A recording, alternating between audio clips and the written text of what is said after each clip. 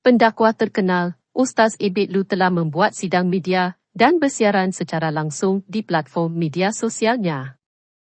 Sidang media tersebut merupakan penjelasan mengenai beberapa tumahan yang diterima olehnya sejak bermulanya misi kemanusiaannya ke Gaza.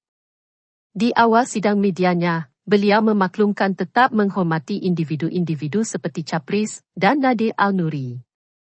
Walaupun ada beberapa penjelasan mereka agak bersimpang dengan realitinya serta mengguris perasaan Abid Lu.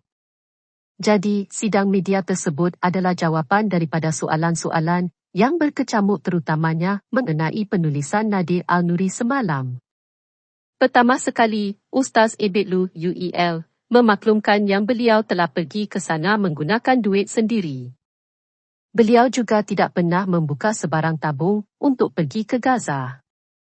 Jadi, UEL meminta soalan tersebut ditanyakan semula kepada Nadir Al-Nuri memandangkan individu tersebut membuka tabung dan mengutip sumbangan untuk pembangunan Gaza. Selain itu, isu berkenaan pihak UEL dikenali sebagai Ustaz Zul tidak membalas WhatsApp kepada Nadir turut dijawab beliau. Ini apabila memaklumkan berkenaan proposal yang dihantar Nadir adalah mengenai kotation barang yang berharga $40. Jumlah tersebut dianggap mahal kerana mereka mendapat lagi yang lebih murah iaitu kira-kira $20. Jadi, isu tak membalas WhatsApp bukan isu besar. Di samping itu, isu soalan jalan-jalan di Cairo itu turut dijawab UEL. Menurutnya, pada awal beliau hanya mahu hantar bantuan kepada Bulan Sabit Merah Mesir dan balik. Memandangkan beliau mengikut turisme, beliau hanya ke sekitar hotel sahaja. Isu berkenaan membeli barang di Cairo pula adalah barang-barang perubatan memandangkan barang tersebut tiada di Gaza. Barang-barang keperluan lain juga ada dibeli di Gaza. Jadi, Nadir tidak patut mempersoalan hal tersebut. Abid Lu juga mengatakan sememangnya tidak pernah membuat live sepanjang membuat misi kemanusiaan. Jadi teguran yang dibuat kepada Nadir adalah perkara biasa dilakukan sebelum ini. Beliau mengatakan yang memasuki Gaza memerlukan 21 jam untuk perjalanan sahaja. Dengan 21 checkpoint, 21 jam dan diiringi 12 kereta kebal sudah tentu keletihan, tak sempat makan dan juga tidak sempat ke tandas. Jadi, beliau tidak perasan kehadiran Nadir kerana mahu cepat-cepat melakukan solat jamak. Seusai majlis beliau terus ke hotel dan hanya berada di Gaza 3 hari kerana ayah sedang tenat. Abid Lu turut meminta orang lain menghormati cara masing-masing dalam memberi bantuan kerana beliau ada cara tersendiri membantu. Hal ini susulan tuduhan membina rumah anak yatim yang bukan budaya masyarakat Arab. Paling kemuncak, beliau menjawab soalan berkenaan syarikat Hala yang dikatakan membawa tiamnya ke Gaza. UEL menegaskan beliau tidak tahu sama sekali berkenaan syarikat tersebut kerana mereka memasuki negara tersebut melalui kedutaan Malaysia dan Wisma Putra. Beliau jelaskan pernah menghubungi syarikat milik Of Smile dan mendapati cara masuk ke sana bernilai $10,000, iaitu kira-kira 50 RM. Sedangkan beliau memasuki Gaza dengan bantuan syarikat laki tua bernilai $2,500,000, iaitu kira-kira 10,000 RM sahaja sekepala.